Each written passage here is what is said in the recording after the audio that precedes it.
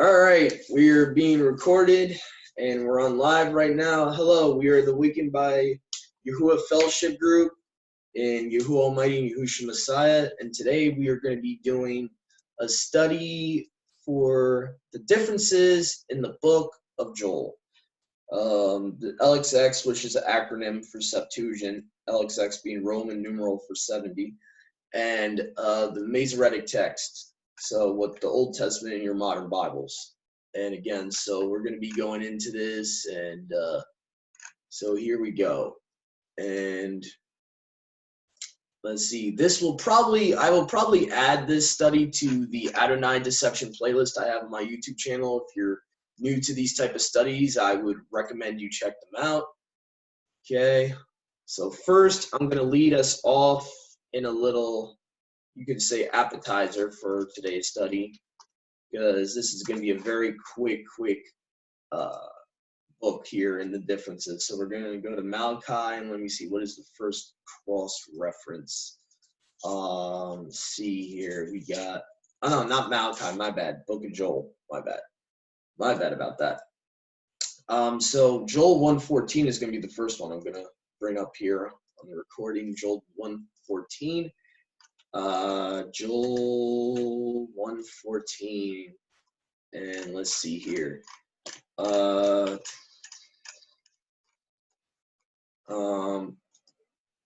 it says here in the ISR from the Masoretic, set apart a fast, call an assembly, gather the elders, all the inhabitants of the land, into the house of Yahuwah your Elohim, and cry out to Yahuwah. All right, so let's see. And yeah, here we go. So it's not really more of a difference than really Brenton screwed up here. And he omitted Kurios in the first time here. It will just say house of your Elohim.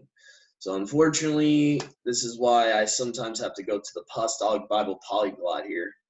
Okay, G2962, then the G2316, Yahuwah your Elohim, and then it has another G2962 at the end.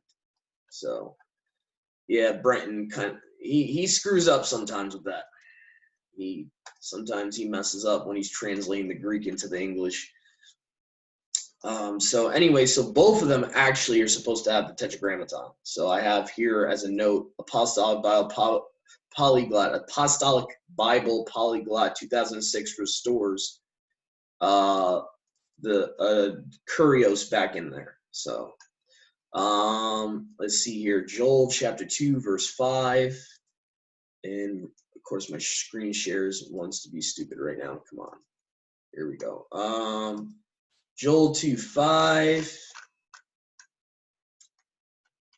says here, as the sound of chariots on the tops of mountains shall they leap, and shall the sound of a flame of fire devouring stubble, and as a numerous and strong people settling themselves in array for battle. So let's see, what's the difference here? Actually, I don't know why I used that one. That one seems to be pretty much the same. Okay. Oh, I might have made a mess up there. It's very possible. Oh, numerous. Okay, so I have a note here that says the LXX has numerous. Okay, so that's kind of a small difference. As a mighty people versus a numerous and mighty people. So numerous is omitted out of the Masoretic there. The ISR just says a mighty people, so doesn't mention that it's numerous. Okay, verse 6 here, we're going to go stick with chapter 2 here. So we're going to go to verse 6 here. Before them shall the people be crushed, every face shall be as the blackness of a cauldron. Okay, let's see. People shall be pained, all the faces shall gather blackness. Oh yeah, cauldron is not mentioned. Very weird. It's like completely omitted there. Very strange. So it's like little differences. It's little things here and there they've taken out. So cauldron is supposed to be there in verse 6. Verse 7, in his right path, which is pretty interesting. Especially when you study, you look into these secret societies and all that, they're all about the left-hand path and all that. So it's kind of interesting that's omitted. His right path. See here. So the Septuagint says in verse 7, as warriors shall they run, and as men of war shall they mount on the walls, and each shall move in his right path. They shall not turn aside from their tracks. So, not turning from the side the way Yahuwah would have them go. Let's see, turn aside on his ways. So very, very vague in the Masoretic. To be honest, on his is probably not in the Hebrew there. H1870, I think, just generally means ways, direct. So again, it's very vague. It's like march one ways. It's very vague. Like I don't even know if everyone is part of that one word in H376. Ish. I wonder if if you actually look into the actual Hebrew of the Masoretic, it's even more vague because there's certain English words in our Bibles that are added in there to make it more specific. Like shall sometimes is not there, and so on and so forth. So anyway, but that was Joel chapter 2, verse 7. We're going to go up to LXX and look at Joel 2:8. Looks like the LXX has something there that the Masoretic doesn't. See, Joel chapter 2, verse 8, which says, I'll read from the ISR first here. And they do not press one another. Everyone goes in his path. They fall among the weapons, but they do not stop. And it says, and not one shall stand aloof from his brother. They shall go on weighed down with their arms, and they shall fall upon their weapons, yet shall they in no wise be destroyed. Okay, so let me just remind myself. Okay, so destroyed at the end here, which if we look in the Greek here, see what the Greek word for destroyed, ended, destroyed. So ended, destroyed, suntelo, G4931, which means to generally execute, like to kill someone. Okay, so that's not in the Masoretic for whatever reason. Oh, the Masoretic says wounded. That's really generalizing it there. Wounded. Okay, so that doesn't mean someone's going to get killed. They're just wounded. Very interesting difference there in Joel 2:9, or 2:8 actually. And then here we go. Here's a big, big, big problem here I see in the next cross-reference here. Joel 2:12 says, the title Elohim is lacking in that verse, which is kind of interesting. Okay, so Naisar would read as, from the Masoretic text, yet even now declares Yahuwah, turn to me with all your heart, and with fasting, and with weeping, and with mourning. Now, therefore, says Yahuwah, your Elohim. Okay, Elohim is not mentioned in the Masoretic. Turn to me with all your heart, with fasting, and with weeping, and with lamentation. No mention of Yahuwah's title Elohim or being their Elohim in the Masoretic text. Just says, thus says Yahuwah. So, to me, that was a pretty weird difference there, that would be taken out. And then also we have in the same chapter here, verse 17. Let's see here. Verse 17. Let the priests, and I'll read from the ISR first. Let the priests, the servants of Yahuwah, weep between the porch and the slaughter place. Let them say, spare your people, Yahuwah, and do not give your inheritance to reproach, for the nations to rule over them. Why should they say among the peoples, where is their Elohim? Between the porch and the altar, let the priests that minister to Yahuwah weep and say, Spare your people, O Yahuwah, give not your heritage to reproach, that the heathen should rule over them, lest they should say among the heathen, where is their Elohim? Okay, maybe I made a mistake there. I don't see much of a difference there. Could be wrong.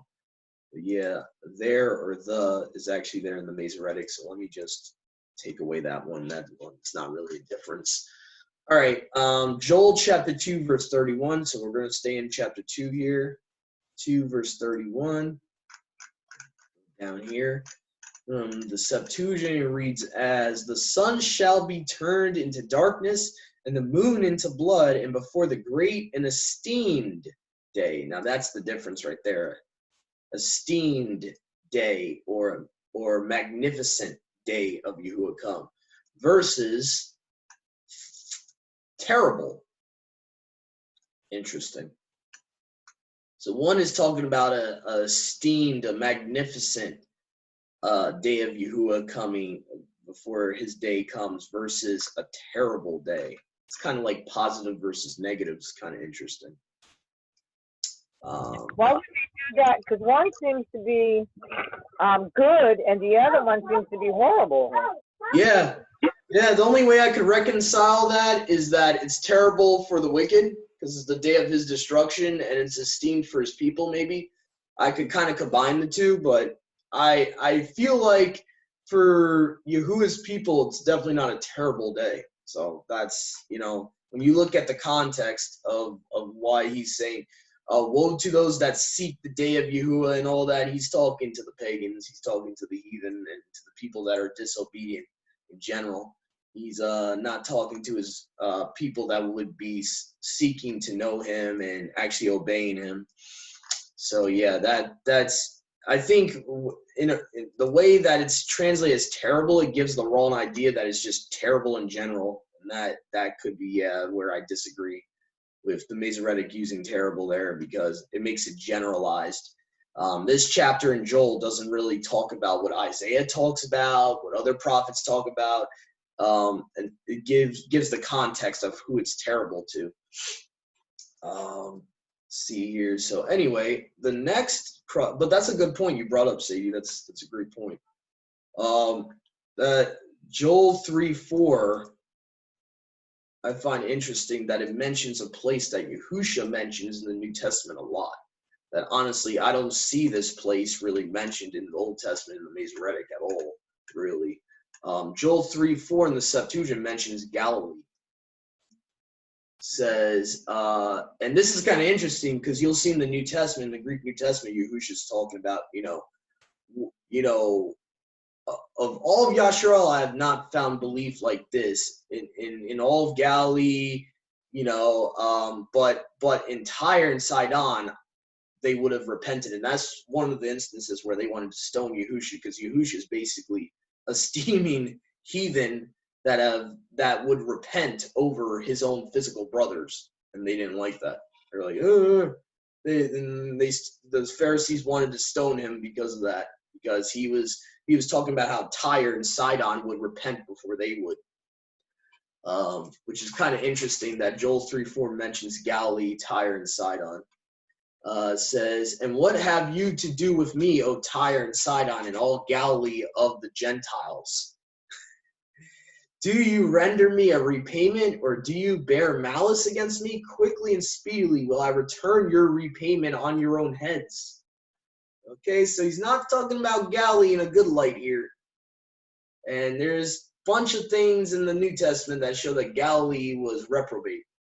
They were killing their own prophets. There's a little comment Yahusha even makes in the Basor accounts where he talks about, he says, something about Galilee, like no true prophet has come from Galilee, like someone murmured. I remember the New Testament. I don't think it was Yahusha. I think the Pharisees said something like that. Like no true prophet ever came from Galilee. But anyway, so the Masoretic here is lacking, O Galilee. Yea, and what have you to do with me, O Tyre and Sidon, and all the coast of Palestine, which actually, if you look at the original Hebrew word here, the King Jimmy messed up here. It's supposed to be Philistine, not Palestine. Okay, Philistines, Philistia is the actual Hebrew. Okay, so yeah, they try to modernize it to get you to think of Palestine as evil. That goes into a whole nother topic, but that's a whole nother Zionistic state of Israel type of thing. Trying to make people think that the Palestinians were the Philistines. Joel 3:11. See here, we have Joel 3:11 has, wow, this is interesting. This is one negative I see here. Yahuwah is omitted in Joel 3:11. Let me just make sure that's correct. See, and I just want to make a note here. I don't know if I've ever mentioned on our studies before. Any manuscript you have today is a copy of a copy, even the actual manuscript. No one has in possession, as far as I know, no normal person has in possession the original Masoretic text, Hebrew manuscript, or Greek Septuagint papyri manuscript. Our translations use a copy of a copy, and usually it's handed down second person material when they're making their translations. So just kind of keep that in context, that there might be errors and stuff like that, even in something as, even though the Breton Septuagint is a little bit more accurate than the Masoretic, just because the Septuagint was 1,000 years before the Masoretic. If you compared the Breton Septuagint to the King James, both translators are not using original material, so just keep that in context. Brother, to be on the safe side, explain, because somebody new could be on. What is the Masoretic? Like the Masoretic text, it was given the name by the people that wrote it, the Masoretes or the Masoretes, which in English would just mean the traditionalists, the traditional Hebrew, modern Babylonian Hebrew text, pretty much is what it was. And the only reason that's in our Bibles versus the Breton's English Septuagint that's not in our English Bibles is because they trusted Judaism for the Old Testament. The Protestant reformers, if you look it up for yourselves, they actually trusted Judaism for the Old Testament. They put blind trust in them rather than maybe including both. If I would have done it, I would have included both versions of the Old Testament, because our modern versions of both manuscripts have mistakes in them. They're not perfect. Like, these English translations are not perfect either way you go. Whether you use a Bible that has the Masoretic text, the English translations of them are not perfect because the English translators even messed up stuff when they would translate Hebrew to English and Greek to English. So, I mean, to me, I use both. But that's what the purpose of this study is, to point out the errors in either version. So it says in Joel chapter 3, verse 11, in the ISR here, which uses the Masoretic text, "Hasten and come, all you nations, gather together all around, O Yahuwah. Let your mighty men come down here." Now, for whatever reason, I don't know if Breton somehow, maybe there wasn't a kurios there in the modern Septuagint, and that's why he didn't carry over, but Yahuwah should be here. The Brennan says, "Gather yourselves together and go in, all you nations round about, and gather yourselves there. Let the timid become a warrior." It's a lot different there. Let me just check in the Apostolic Bible Polyglot. Yeah, there's no kurios there. There should be. Again, what I wanted to make mention is Brenton did not have accessible the original Greek papyri of the Septuagint. He had to use the Codex Vaticanus to get his Septuagint. So again, he's trusting in the Catholic Church, that they wouldn't take away stuff. And, sometimes you'll have minor errors like that because probably the Vatican started changing it. I wouldn't be surprised. I mean, they've messed up with a lot of stuff. So. But anyway, that was Joel chapter 3, verse 11. Chapter 3, verse 14. We're going to go here, and there's a little bit of wording difference here. And this is the last one for Joel. Then we'll go to another book. Joel Masoretic text says decision, which is kind of interesting. That's kind of vague. Let's see here. Chapter 3, verse 14. Masoretic text here of the ISR 2009. Crowds, crowds in the valley of decision, for the day of Yahuwah is near in the valley of decision. That sounds really vague to me. The Septuagint, the Bren's English translation of the Septuagint says, noises have resounded in the valley of right ruling or judgment. For the day of Yahuwah is near, the day of right, in the valley of right ruling. So that's the difference. Valley of decision versus right ruling. And, someone, you might say it's semantics. To me, it's being more specific. What decision? Bad or good decision, or what type of decision. It just says decision. So to me, right ruling makes it a lot more specific. And I'll just look at the Greek here real quick. It says, oh wow, Apostolic Bible Polyglot translated this Greek word as punishment. Okay, a lot more specific. That's really a lot more specific. Judgment, punish. This could even be condemnation. I don't know. I would have to look in the Greek New Testament to see where the King James uses condemnation in English, if that's the same Greek word. Because I see a lot of different definitions for this word, dike, G1349. Decision, or its execution, judgment, punishment. It could, vengeance even. Sometimes it's applied to refer to vengeance. Okay, so yeah, I find it very weird that either King James was at fault or the Masoretes were at fault with that one. Decision. To me, that's very vague. Let me see here. So that's it for Joel. So the part 2 of this study, I'm gonna actually be able to give out scriptures to people now, because now we're gonna actually have a full-on, somewhat of a lengthy study here. So now we did the book of Joel. We're gonna think we'll do Malachi. Malachi had finished also ahead of time. Yes, save. Okay, here we go. So differences in the book of Malachi, and this is really going to get back to our Adonis deception here. So I think what we'll do is we'll keep it spontaneous. Whoever wants to read or have a part, let me know. So feel free to jump in. Let me know if you want to read. So I'm going to give the floor to anyone that wants to read, and just volunteer. Feel free to volunteer. So first one we have here is Malachi chapter 1, verse 3. We have a difference of dragons versus dwellings, which I kind of find weird.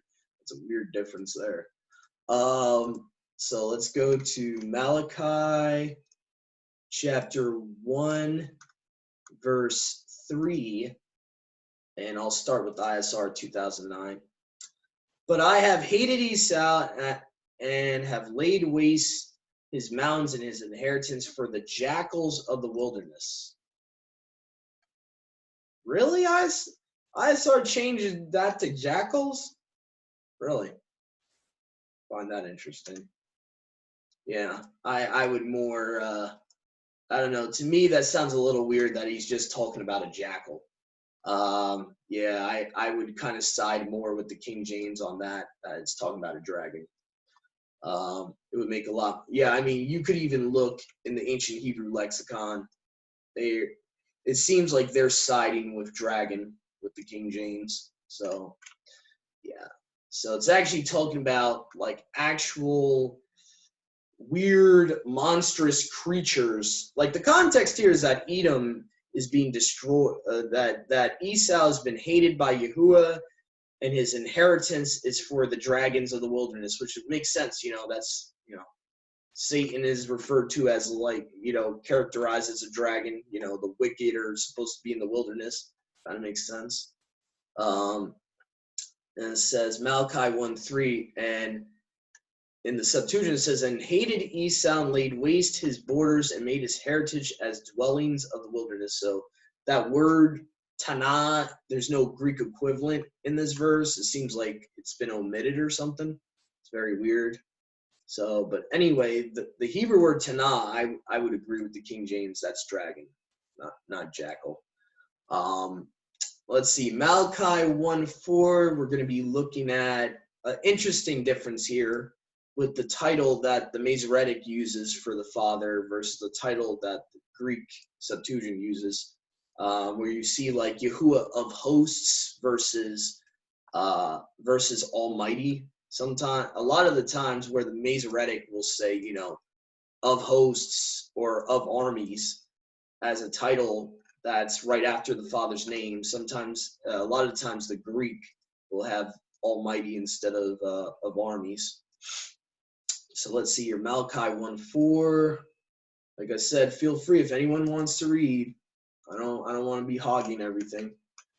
I'll read if you want. Malachi 1:4. Yeah. Okay. You want to make it bigger? Oh, okay, there it is. Because one will say, what is that word? Edumia. Basically, it's Greek for Edom.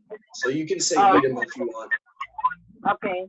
One will say Edom has been overthrown, but let us return and rebuild the desolate place. Thus says Yahuwah Almighty. They shall build, but I will throw down, and they shall be called the borders of wickedness and the people against whom Yahuwah has set himself forever. Set for himself forever. All right. Wow. Thank you, sis. All right. So as you can see from what Sister Sadie just read, you have Almighty there. Now, the ISAR 2009 says, if Edom says we have been beaten down, let us return and build the ruins. Yahuwah of armies, it should be here, not hosts. Host is a mistranslation of that word. H6635. Okay, when you go to the H6635 there, it's Sabaoth. The Hebrew word there is Sabaoth or Sabah, which basically is a military organized for war, army. And there's some translations that actually fix the host to armies. So the difference here is we have the Hebrew Sabah, which is of armies, and then you have the Septuagint, which says Almighty. And let me get the Greek word for Almighty real quick. So we have G3841. G3841. So the ruler of all. I like that. It can also refer to just being the ruler of everything. Almighty. Okay, the Almighty Elohim. So yeah, I definitely prefer Almighty. Definitely, just the fact of what that Greek word means, ruler of all. Okay, so now we're going to go to Malachi chapter 1, verse 6. And we're going to look at Isaiah 65:11. And here comes the Adonais, just like Paul Revere would say, here come the British. Here comes the Adonais again. Okay, verse 11 here. Let's see here. See here. Was there Adonai? Adon. Isaiah 65:11. Okay, but you are they that forsake Yahuwah, that forget my set apart mound, that prepare a table for that troop, and furnish that drink offering unto that number. Yeah, I must have messed up there. That's my fault. No, there is no Adon there. I don't know where I was getting that from. Okay, so mainly the difference here actually is Gad or God. And actually there's two differences. You have God and Menai, which in my opinion evolved into our English word money. Okay. And the LXX just plainly tells you who those two people are. So let me just fix that real quick. And fortune. Now, I want to explain this to people because there's a lot of our brothers and sisters saying God is the deity of fortune. No, money is the deity of fortune. God, or God Ra'al, is actually the devil. It's two different idols they're talking about. Even though they're related, it's two different people it's talking about in one verse. Okay, so if you go to Isaiah 65:11, Septuagint makes it very clear in this version. Okay, it says, "But you are they that have left me," and what I don't like is that the only thing I don't like about this modern Septuagint here, the Bren's English translation Septuagint, is there's no Yahuwah here. There's no Kurios. It's the only thing I don't like. That's just a personal preference. But they are they that have left me and forget my set apart mountain and prepare a table for the devil. Okay, God equals the devil.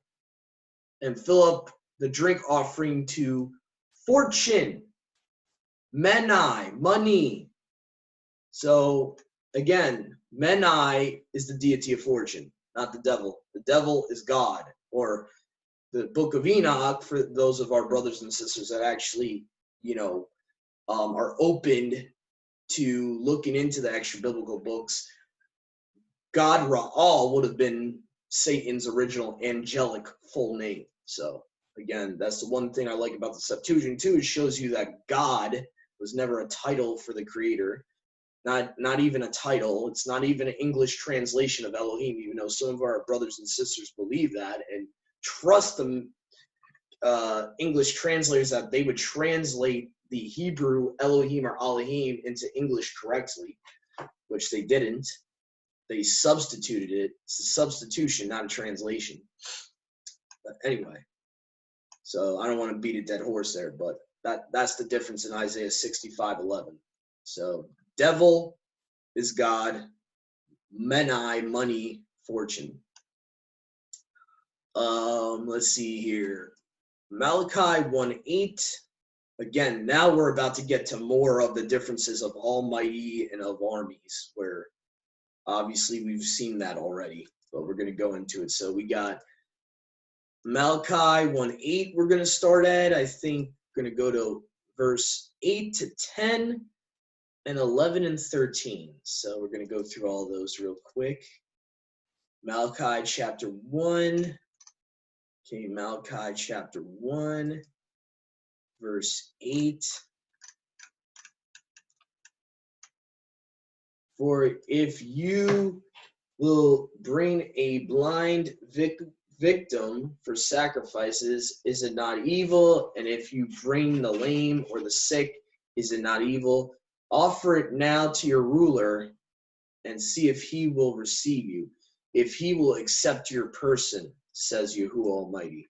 Okay, so the main difference here in verse 8 is Almighty, and then you have Sabaoth for Sabah, okay, which would be of armies in the Masoretic.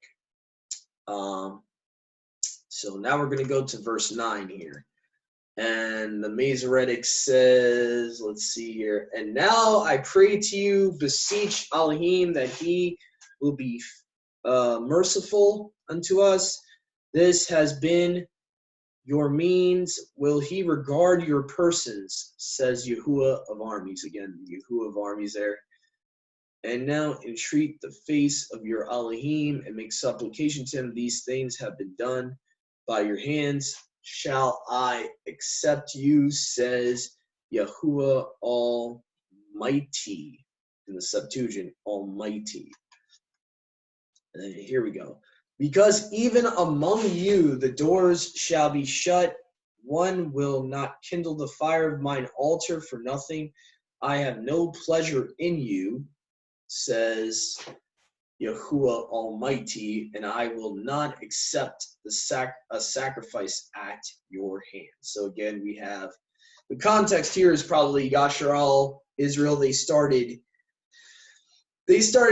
trying to still keep their idols and then serve Yahuwah at the same time. So Yahuwah doesn't want their sacrifices at this point. He doesn't want them keeping his feast. Nothing. He's put up enough with them at this point.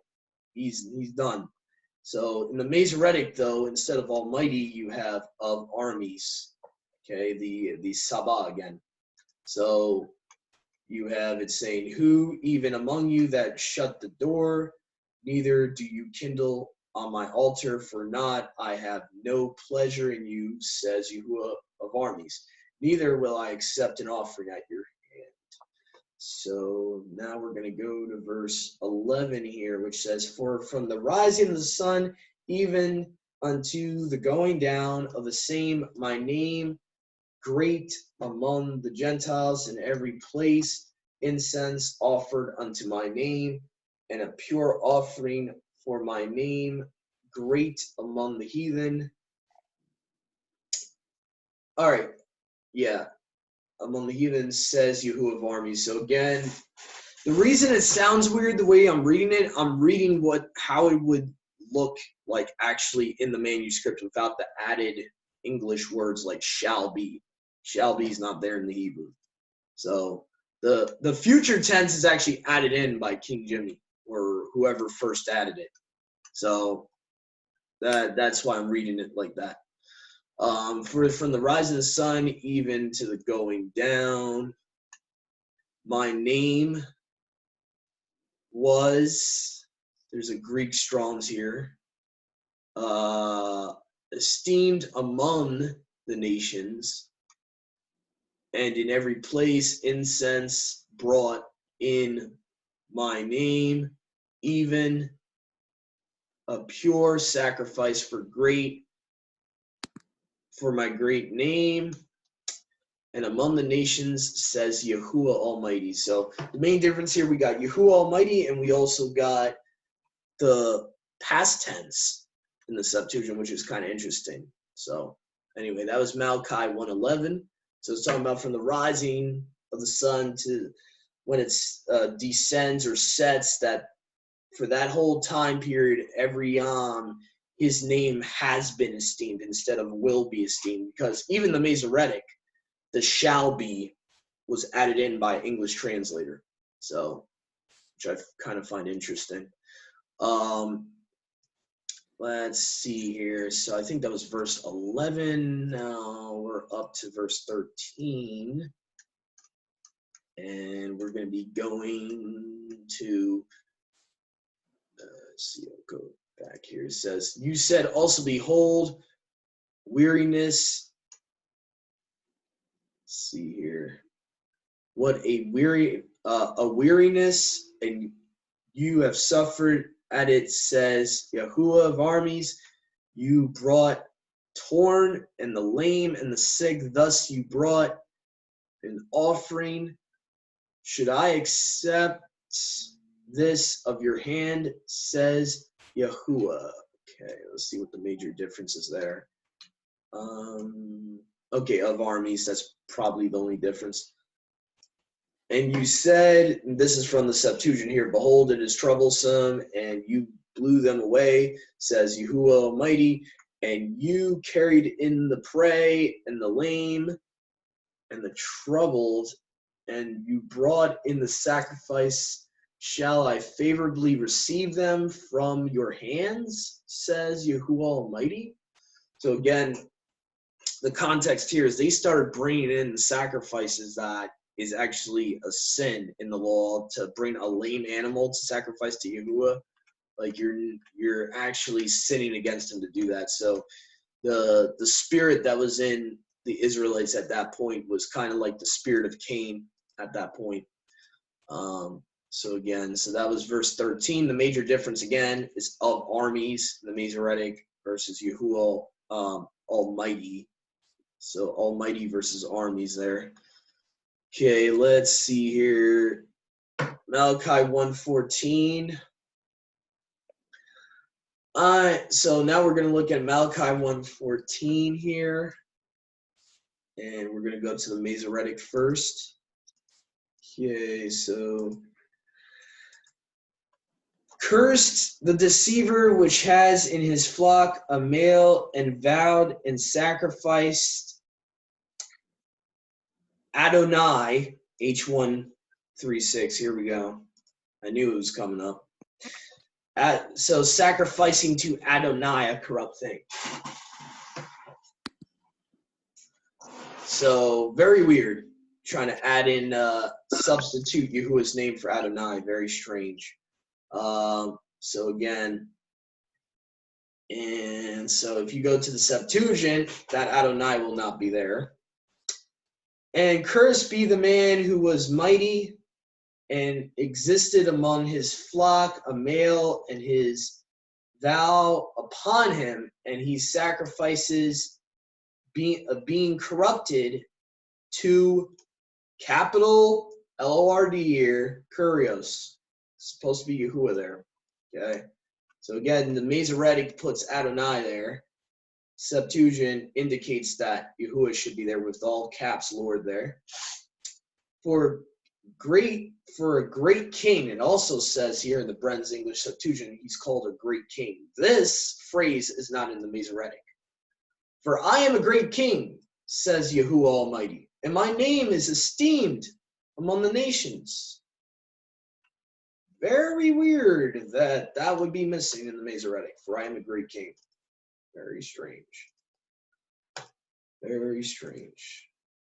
Okay, so, and just to recap on that verse, I am a great king. My name is esteemed among the nations, LXX. Masoretic text adds Adonai. And then you have, obviously, again, the difference of Yahuwah of armies would be Masoretic text, and the LXXX, instead of armies, has Almighty after his name, so Yahuwah Almighty. And now we got Malachi chapter 2, verse 2. We have armies versus Almighty again, so we'll try to do a couple of these at once, since there's the same thing here. All right, so we got verse 2, 4, and then 5. Okay, so verses 2, 4, and 5. Malachi chapter 2, verses 2, we're going to start off with. Here we go. If you will not hear, and if you will not lay to heart, you see how it is whited out. Again, English translator, adding it there. Lay to heart, to give esteem to my name, says Yahuwah, armies, and I will send a curse upon you, and I will curse your barakas. Yea, I have cursed them already because you do not lay to heart. Okay, so that's how it would read from the Hebrews somewhat. Here we go. Now, here's the Septuagint version here. And let me see, let me go to the Strong's numbers here.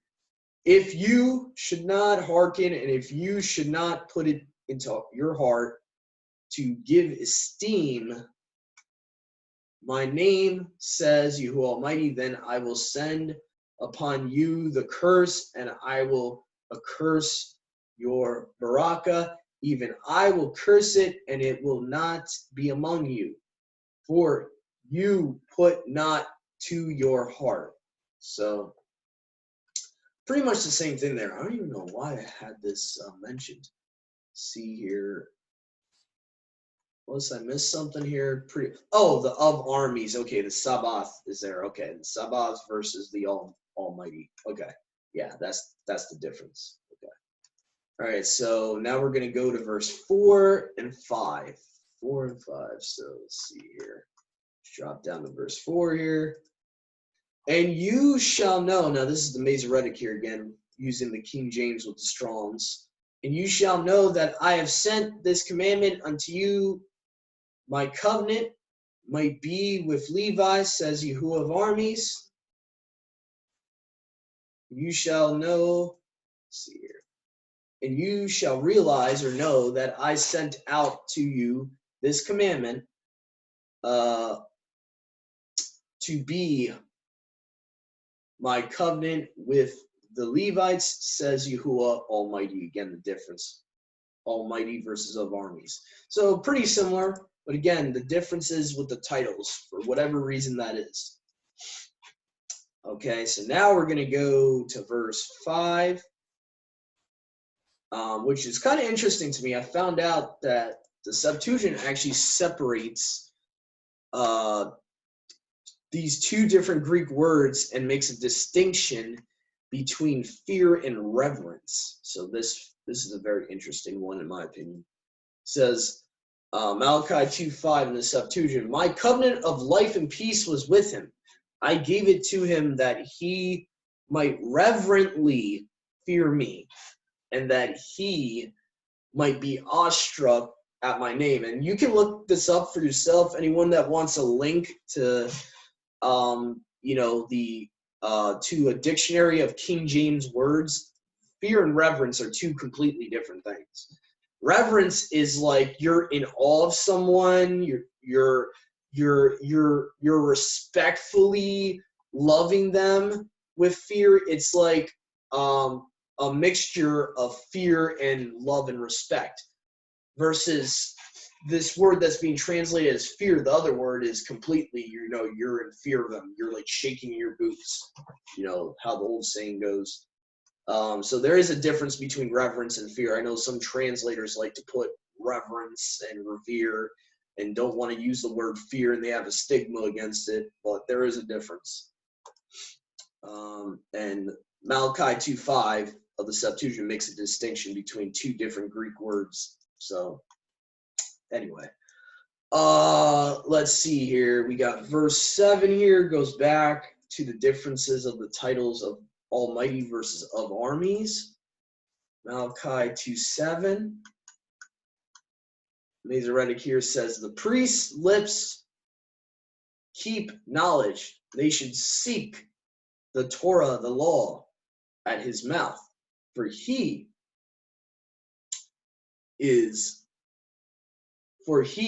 messenger, again, just want to make this clear. The English word the was not in the Hebrew there. So, for he, messenger, or malach, Yahuwah of armies. So technically of and the is not really there. So it read probably in the Hebrew, for he, messenger, Yahuwah armies. Okay, so for whatever reason, there's a lot of English words added in to these translations. Just for linguistic purposes, they think they're helping us out, but they're, it's a borderline between helping people out and actually adding to Yahuwah's word. It's a very dangerous area to be in. Anyway, for lips, priests guard or shall guard, depending on if shall is actually part of that word. Knowledge and law they shall seek from his mouth. For Malach, Yahuwah Almighty, he is. Interesting. Very interesting. So that's the difference. We have the Almighty coupled with Yahuwah in the Greek, and in the Masoretic text you have of armies. And that seems to be a recurring theme for whatever reason. Priest again. What happened? Can you show the number for priest? Was it a? Yeah. Let me see here. Priest, that probably should be the Kohanim in Hebrew. I'm pretty sure. Let's see here. Yeah, Kohen. That's the Hebrew there. H3548, and the Greek. Let's see here. G2409 in the Thayer's Greek lexicon. Hieris, a priest, one who offers sacrifices in general and in busied with sacred rites. So that's the Greek equivalent to the other one. So kind of similar in pronunciation a little bit. Kohan is the Hebrew of that. Okay, what I had noticed was the U.S. again. A lot in the Greek, it's S-U-S or U-S. Yep. and that's kind of like their main few letters, correct? Yeah, they use the US on suffixes because the Greeks honor Zeus. You'll see a EUS in a lot of the suffixes of their names or words to try to give honor to their deities. They do that a lot. Kind of, you'll see that. That's why Daniel was renamed Belshazzar, probably from Nebuchadnezzar, because Nebuchadnezzar probably worshipped a deity named that name. So a lot of pagan cultures do that. They actually alter their language, which probably was a pre-existing language. Whenever after the Tower of Babel, they probably started altering their language to honor these fake deities, most likely. And yeah, so that's what I've heard is the reason why all these Greek words have US at the end. I mean, just the language in general has US at the end of the words a lot. So it doesn't seem like it's a coincidence or not. Seems like it's more intentional. Let me see here. Where was I at? I think verse 11. Yeah. Verse 11. So chapter 2, verse 11 here we're up to. We're about halfway done here. Let's see, chapter 2, verse 11. Okay, let's see here. We got Yehuda has dealt treacherously. An abomination is committed in Yasharal and in Jerusalem, for Yehuda has profaned the set-apartness of Yahuwah, whom she has loved, and has married the daughter of a strange mighty one. And this is the same word that they'll use to refer to Yahuwah sometimes as a title for Yahuwah, Al. So, I mean, that's why I don't call him by name, Elohim. That's why I don't. It's the same word they use for false gods and false deities. It's the same exact Hebrew word. So, and a Canaanite deity, you can look this up for yourself. A Canaanite deity, their actual name is El. So, man, that's why I don't use that as a name for the Father. When I pray to Yahuwah, not the name of El or Elohim. It's not a name. It means a lot of different things. It could even refer to angels in Psalms 82. So just be careful about that.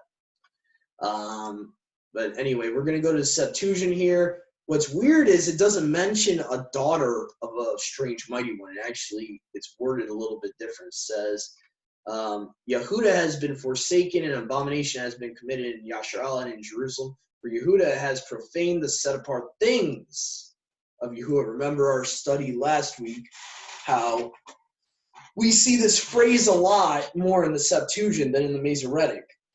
This connects again with Ezekiel 22:26, which you can't really get in the Masoretic version of Malachi 2:11. I don't think. Maybe I'm wrong. I don't think. Yeah. Profane set-apartness of Yahuwah. So just the verbiage kind of throws you off when you try to connect other scriptures that are talking about the same thing. The Septuagint has in words that phrase is used a lot more. The set apart things has profaned the set apart things of Yahuwah, which delighted in it, and has gone after other mighty ones. Not has married a daughter of a strange mighty one, has gone after other mighty ones. So it makes it a little bit more clear what's being talked about. So anyway, that was verse 11 of chapter 2. Now we're going to go to verse 12 and then verse 15. Okay, so verse 12 and 15 right here. Let's see here. Yahuwah will utterly destroy the man that does these things. This is the Brenton's English Septuagint here. Until he be even cast down from out of the tabernacles of Yaakov and from among them that offer sacrifice to Yahuwah Almighty. So again, I think this is going to be a verse that the difference is going to be the Almighty versus of armies. Let me just check here. Yet let Yahuwah cut off the tents of Yaakov the man who does this stirring up or answering and bringing an offering to Yahuwah of armies. Yep. So that's the difference in that verse. Of armies versus Almighty again. So this is a very repetitive occurrence where I would say the majority of the time in your modern English Bibles where it says of armies or of hosts, I can guarantee you the Septuagint will say Almighty instead. It's almost a guarantee at this point. I've seen it too many times where it says Almighty instead of armies. Let me see. So verse 15 we're going to go to here. Okay, so verse 15 of the same chapter. We'll read from the ISR first. And did he not make one? And he had the remnant of the Spirit. And what is the one? Oh, and I'm pretty sure that alone is not in the text because it's italicized in the ISR here. I can see italics here. That's probably not in the text. So what is the one? He seeks a seed of Elohim. You shall guard your spirit and let none act treacherously against the wife of his youth. And if you go to verse 15, and did he not do well, but there was residue of his spirit, but you said, what does Elohim seek but a seed? Interesting. But take ye heed to your spirit and forsake not the wife of your youth. What's interesting to me is it's saying that it's posing as a question, does Yahuwah, does the Father, does the true Elohim, does the Most High seek a seed? And I don't know if the Masoretic talks about seeking a seed. I doubt it. Okay, it does. Okay, I just missed it. A righteous. Okay. Okay, a Elohimly seed, I guess you would say, which they mistranslate as godly. Again, going back to Satan, trying to put his name in there. Elohimly seed versus does Elohim seek a seed? It's not really a difference. Just a way it's worded. Yeah, I thought it was different. That's my bad on that. So verse 15, there's not really much of a difference. I would probably get rid of that bullet point. Now we're going to go to chapter 3, verse 1, 5, and 6. And there's going to be a lot more from chapter 3, actually. Chapter 3, verses 1, what I made note of was, and maybe this is, I think this is more of a translation error than anything else. Because, again, you have angel being translated instead of just a regular messenger. So I think this is more of a translation error, to tell you the truth. But it says in Malachi 3:1, behold, I will send my messenger, Malach, which actually can refer to a human messenger or an angel, just to let you guys know that. They use the same word for both. And he shall prepare the way before me. And, oh, here's the big one. Adonai, whom you seek. No, we're not seeking Adonai. No, sorry. Wrong answer. Wrong answer, Masoretes. Sorry. Yahuwah, whom you seek, okay? All caps Lord in the Septuagint instead of lowercase. Yeah. So in the Septuagint it says, behold, I send forth my messenger, and he shall survey the way before me, and Yahuwah, whom you seek, shall suddenly come into his temple. Even the angel of the covenant. Who's the angel of the covenant? Maybe it's the same angel that was in the burning bush. Maybe it was the same one that said to the Pharisees before Abraham was, I am.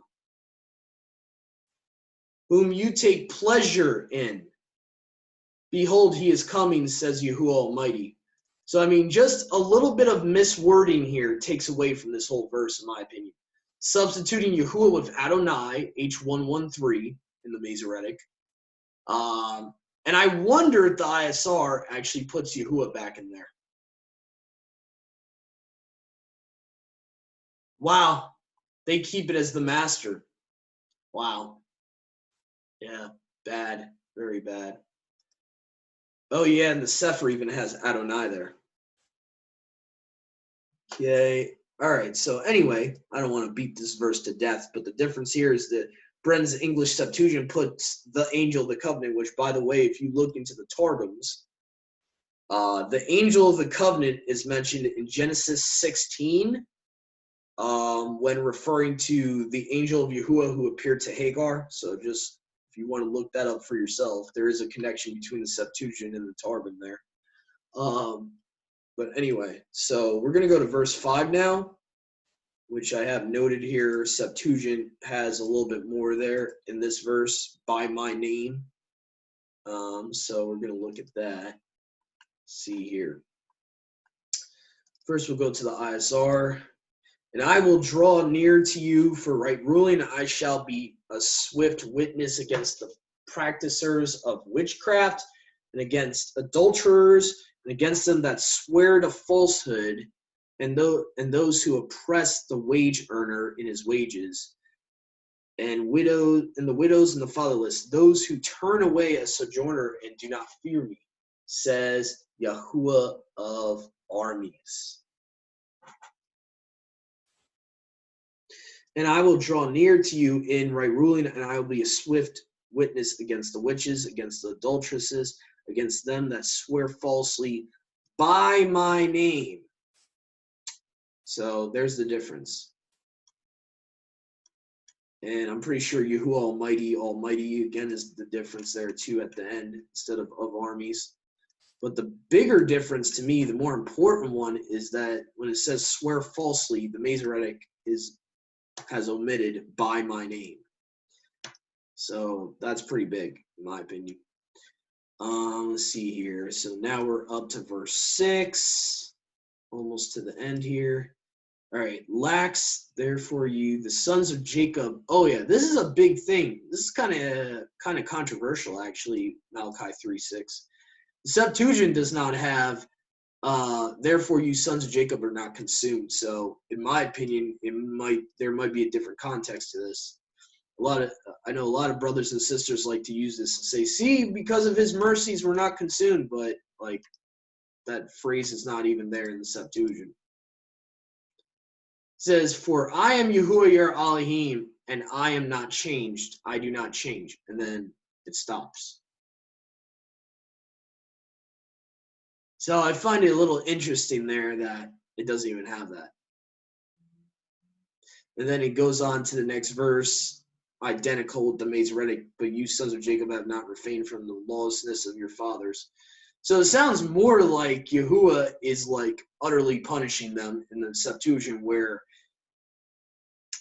the Masoretic is giving a shred of expectation to apostate Israel.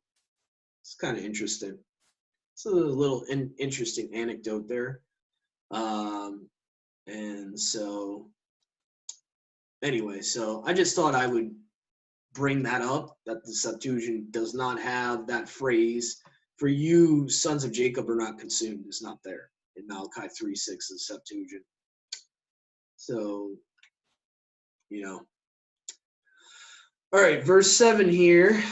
I have a note for LXX has perverted my statutes added in there. So let's see here what the Masoretic says. From the days of your fathers are gone away from my ordinances and have not kept.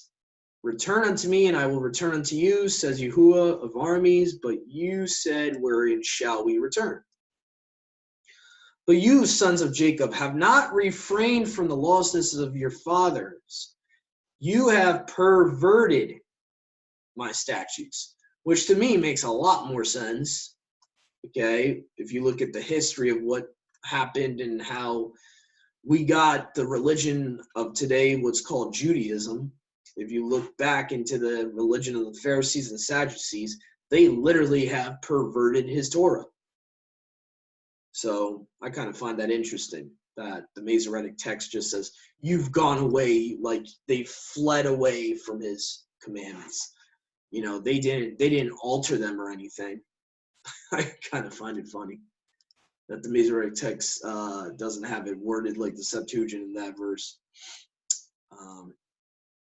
Let's see here. It's like they didn't want to leave a trail behind. See here, Malachi 3:8. So verse 8, first fruits. Septuagint has first fruits there. It's kind of interesting. Will a man insult Elohim? For you have insulted me, but you say, wherein have we insulted you? That in that the tithes and the first fruits are with you still. So this is the context of when they were in the Levitical priesthood, where they would be putting their tithes and first fruits into the storehouse that they would have in the land, and they're holding back their increase that they're supposed to be giving to Yahuwah. Okay, so this is the context. And so it's kind of weird to me that it seems like the Masoretic text is a little bit less specific what they're holding back. Kind of interesting to me. Like, I know that the Septuagint sometimes is a definition type of manuscript, but I mean, to me, there's no way that this Hebrew word teruma here just means generally offerings. I mean, I don't know. I don't buy that. There's something off with that. I mean, that's extremely vague versus specific, in my opinion. So LXX for offerings has first fruits. Okay, so very specific. What type of offerings? Okay. Verse 10 here, the year is completed. Interesting. Wonder why the Masoretic wouldn't have that. Verse 10 of the same chapter. Okay, the Masoretic says, bring ye all the tithes into the storehouse. See? Storehouse.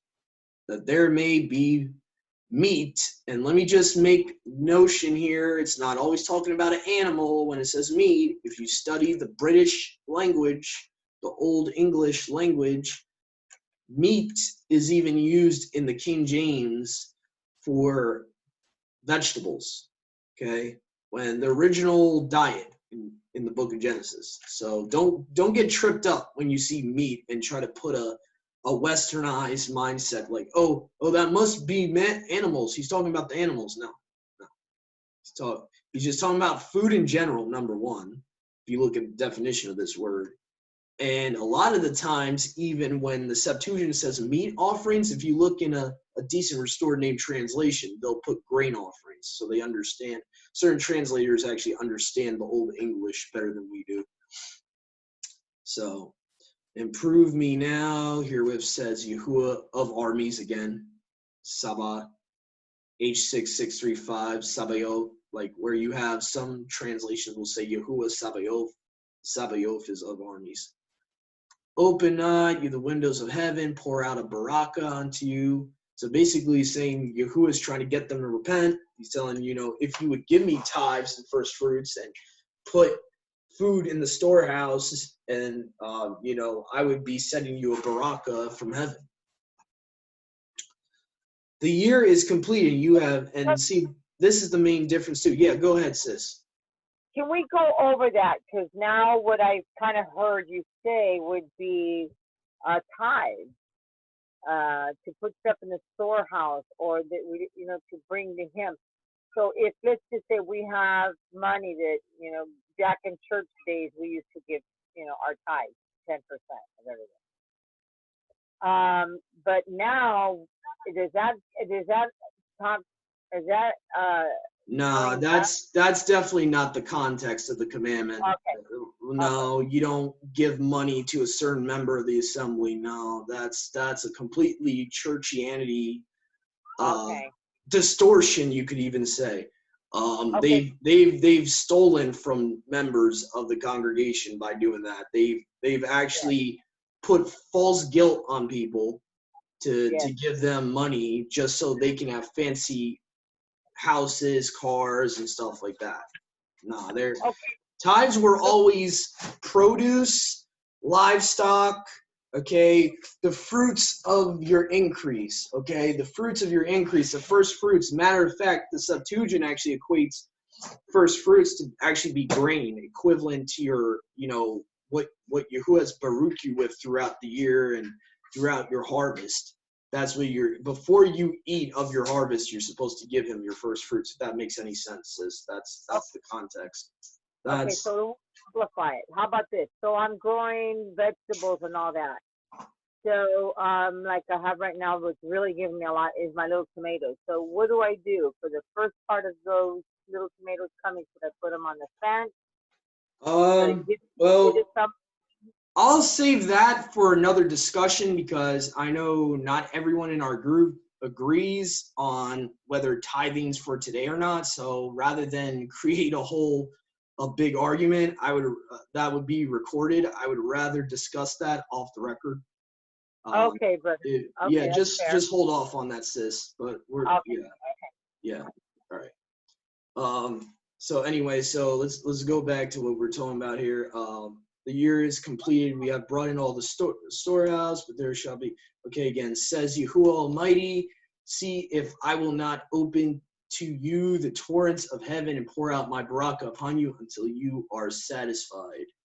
Okay, so basically the context is when the Levitical priesthood was in, mind you, okay, this is the context, they would bring it to the priest. The tithes were always given to the priest. And the only tithes that were not directly given to the priest, from what I've seen in scripture, is the widow and the fatherless and stuff like that. But anyway, the big difference here I see is the year is completed, is omitted. To get back on topic here, the year it's not even mentioned in the Masoretic. The year is completed. That phrase is not even mentioned. So it's giving you the context of when Yahuwah is reprimanding his people. You don't get that in the Masoretic. It's just like, bring ye all the tithes. It jumps right to the tithes instead of the year is completed. And then it goes into the tithes. And it even says in the Septuagint in English, the produce. That's the tithes. The produce, okay?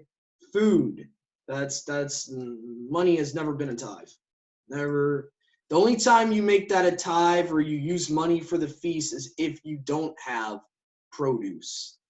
If back then, going to the feast, they would have to buy stuff and stuff like that. They would have to, if they didn't have any animals to sacrifice when the Levitical priesthood was in, they would have to, use money to buy the animals and stuff at the temple at the feast so that they could give an offering to Yahuwah. So that's the only time money was ever used. But as far as I'm concerned, I've never seen money commanded as a tithe. In place of what tithes are in scripture is produce, grains, animals. So anyway, but let's move on here. See here. Verse 11. Of armies, Almighty. So we're going to go to verse, I think we didn't we just do verse 11? I think we did. No, we did 10. Okay, here we go. And again, we're back to the Almighty versus Sabaoth thing. And I will rebuke and the devour for your sakes, and he shall not destroy the fruits of your ground, neither shall your vine cast fruit before time. The field, says Yahuwah Almighty, Yahuwah of armies. And I will appoint food for you, and I will not destroy the fruit of your land, and your vine in the field shall not fail, says Yahuwah Almighty. So again, Almighty, Yahuwah Almighty, instead of Sabaoth, instead of Yahuwah of armies. So again, this is a reoccurring theme here for whatever reason. And then you got verse 12, 14, and 16 of the same chapter we're going to get into. So 12, and all nations shall call you Baruch, for you shall be a delightsome land, says Yahuwah of armies. So that's kind of a short verse there. And all nations shall call you Baruch, for you shall be a desirable land, says Yahuwah Almighty, in the Septuagint there. So again, so now we're going to be going to 14 and 16 here.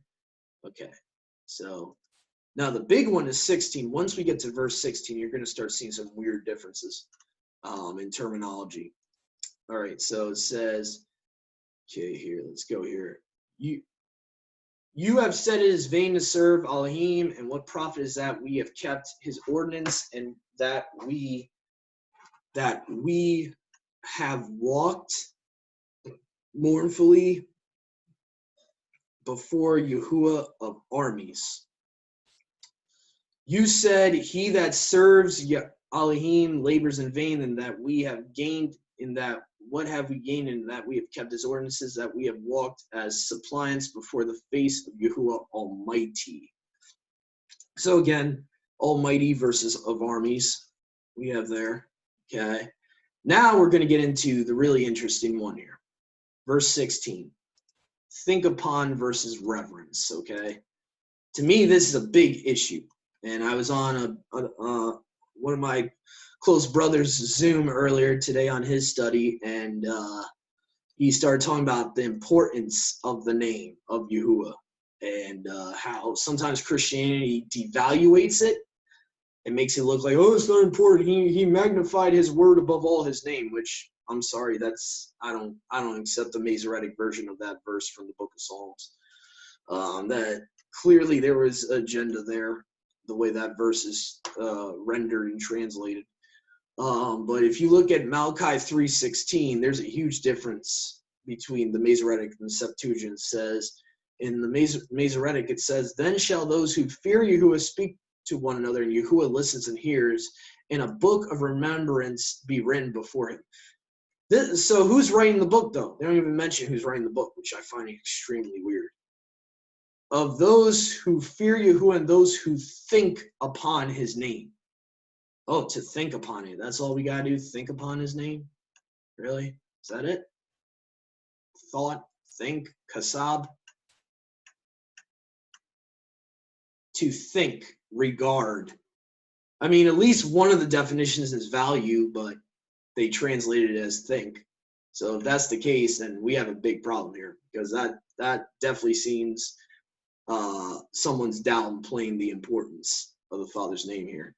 Okay, it says, Septuagint says, thus spoke they that feared Yahuwah, everyone to his neighbor, and Yahuwah gave heed and hearkened, and he wrote. Who's writing the book? Yahuwah.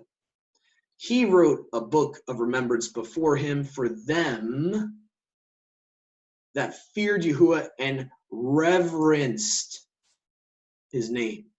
Huge difference.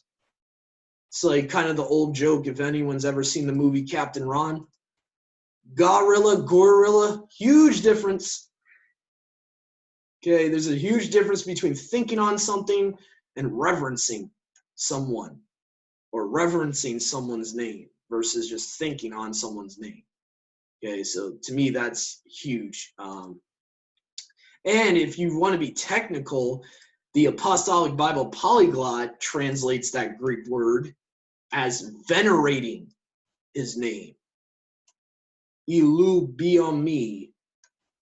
And this is one time, sis, I don't know if you can see this, the EUS is not at the end of the word. So this is one case where you don't have the us. Wow.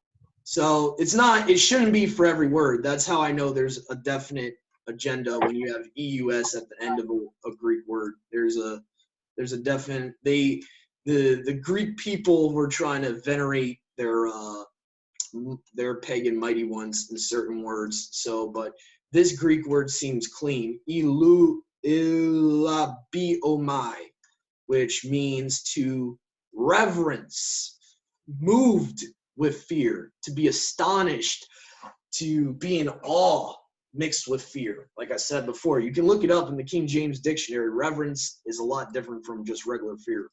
It's actually you're in awe of someone mixed with fear or mixed with frightening emotion. So there's a difference. So that's what the Septuagint actually says about honoring his name. So rather than thinking upon it. Malachi 3:17, we got a difference here I see of jewels and peculiar. Interesting. Jewels versus peculiar possession. I have some cross references too. And also we have the Almighty versus of armies, but at this point, that's almost like a second nature. Kind of figured that was going to be a difference at this point. Malachi 3:17. Okay, Malachi 3:17. And they will be to me, let's see here. They will be Wow, mine's not there? It's kind of interesting. Masoretic doesn't even have mine there. They will be to me, says Yahuwah of armies, in that day when I will make up jewels. So I guess this is where I've heard this is where we get the word Jew from. I will make up my jewels, and I will spare them as a man spared his own son that served him. I mean, that's what I've heard from like the Black Hebrew Israelites. They like to use that verse in defending to keep the incorrect term Jew for themselves. They'll say, well, we're his jewels. And I'm like, okay. But anyway, if you look at the Septuagint here, there's a difference here. And they shall be mine, says Yahuwah. Actually, mine is in the Septuagint instead of the Masoretic, so that's kind of interesting. And let me just make sure about that. There's at least me, okay? Me or mine is there in the Greek, so that's kind of weird that it's not in the Masoretic. They shall be me, mine, says Yahuwah of armies, in that yom or day when hold on a second. And they will be me, says Yahuwah Almighty, in that day which I prepare a procurement, and I will select them. Okay, I don't like how the Apostolic Bible polyglots changing around terminology. And they shall be mine, says Yahuwah Almighty, in that yom or day which I appoint for a peculiar possession. And you'll see that all over through the Tanakh, that phrase referring to Yahuwah's people. And I will make choice of them as a man makes choice of his son that serves him. So, and this is showing that Yahuwah is not unconditional, because he is making choice of those that serve him. Okay, there's a hierarchy, okay, within his own people. Okay, so he's not going to love a son that doesn't serve him more than a son that does, if that makes any sense. Okay, he's not going to love them the same. All right, and so peculiar possession. I want to go into this bullet point here and look up the other scriptures that talk about peculiar possession. Okay, this can connect with First Kepha, or First Peter, chapter 2, verse 9. Okay, which says, all right, ISR 2009. But you are a chosen race, or generation, probably should say. Let's see here. Okay. Let's see here. Hold on. Why did it do that? I wanted it to stay on 1 Peter 2:9. I don't know why it did that. All right. Here we go. But you are a chosen generation, a royal priesthood, a set-apart nation, a peculiar people, peculiar possession, that you should show forth the praises of him, that you should show forth the praises, the bowls of our lips, of him who have called you out of darkness into his marvelous light. So, and then you can go to the ISR and they'll give you all the cross references here. Deuteronomy 10:15, Yahuwah delighted only in your fathers. Okay, here you go. Predestination, you could even say here, to love them, and he chose their seed after them. Why? Because Abraham obeyed him. So he chose the seed of Abraham. Okay, but you shall be called priests of Yahuwah. This is Isaiah 61, verse 6.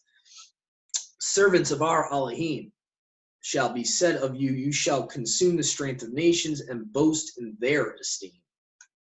So the esteem of other nations shall be given to Yahuwah's people. Exodus 19, verse 6. And you shall be to me a kingdom of priests and a set-apart nation. Those are the words which you are to speak to the children of Yashar-al. Okay. Isaiah 43, verse 2. When you pass through waters, I am with you, and through rivers, they do not overflow you. When you walk through fire, you are not scorched, and a flame does not burn you. So I think they use this cross-reference because it shows the protection of our Heavenly Father for those that love him and obey him. Okay? And again, the same difference here, with the of armies versus almighty. That's just a reoccurrence there.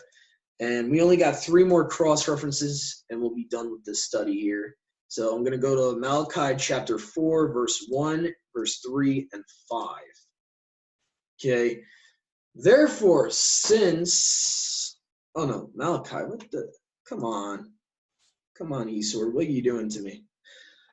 For look, the day of Yahuwah, for the day shall come burning like a furnace, and all the proud, every wicked, this should be wicked doer or something, not wrongdoer. Every wicked person shall be stubble, and the day shall come, shall burn them, says Yahuwah of armies, again, difference there, of armies, which leaves to them neither root nor branch. Septuagint says, for behold, a day comes, burning as an oven, and shall consume them, and all the aliens. Interesting. And all that do wickedly, like I said. And this is something I really have to criticize the ISR on. Guys, wicked is not an evil word, okay? Stop using wrongdoer and, downplaying the importance of the people he's talking about that are going to be all stubble, okay? Okay, it's talking about evil people, okay? Shall be stubble, and the day that is coming shall set them on fire, says Yahuwah Almighty. There shall not be left of them root or branch. Okay, and let me just check to see here. So now we're going to go to verse 3 and verse 5. That's it. And you shall trample the wicked, for they shall be ashes underneath your feet in the day which I appoint, says Yahuwah Almighty. Okay. So trampling the wicked, for they shall be ashes under your feet in the day which I appoint, says Yahuwah Almighty. So, and that's pretty much the same thing. Almighty versus of armies, again, verse 3. Now we're going to go to verse 5. And let's see. Malachi 4:5. And behold, I send you to Eliyahu the Tezbite before the great and esteemed day of Yahuwah comes. Now the Septuagint, and there's a lot of different beliefs on the prophetic fulfillment of this verse.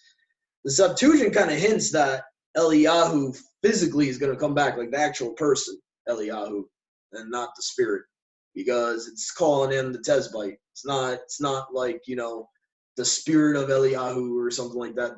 I don't know. I could be reading too much into this maybe, but it sounds more a literal Eliyahu's going to come back, before the great and esteemed day of Yahuwah comes. And again, the difference is esteemed versus terrible. I could be wrong, but I think this is the same difference again, where you have, or dreadful, Yareh. Interesting. Dread, afraid, frightened. It's kind of interesting that the Septuagint says esteemed. Kind of interesting. But again, you have Eliyahu the Tezbite versus Eliyahu the prophet. To me, that's kind of interesting because Masoretic has Nabi, which means prophet. And so it's kind of interesting. A little difference there. I guess they're trying to make it more specific. I don't know. Either that or the Bretons screwed up there. Because the Apostolic Bible Polyglot is now showing me for G4396 prophetasi. Yeah, prophet. Okay, so that's Breton messing up there. Okay, never mind. But there's still a difference between the esteemed day of Yahuwah versus the terrible day. So there's still a difference there. Anyway, thank you for joining us today. And, my prayer would be that this would open your eyes up and your minds up to going deeper into the scriptures for our brothers and sisters out there. And, I expect that there's going to be less and less of our brothers and sisters that are going to want to just trust in one version of the Old Testament and, try.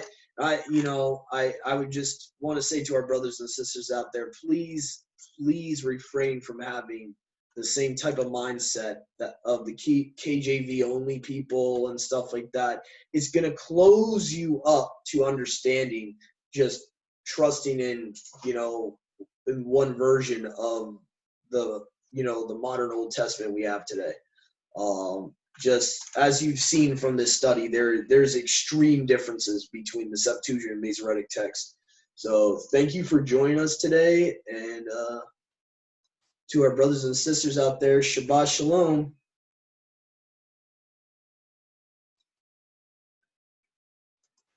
Stop live.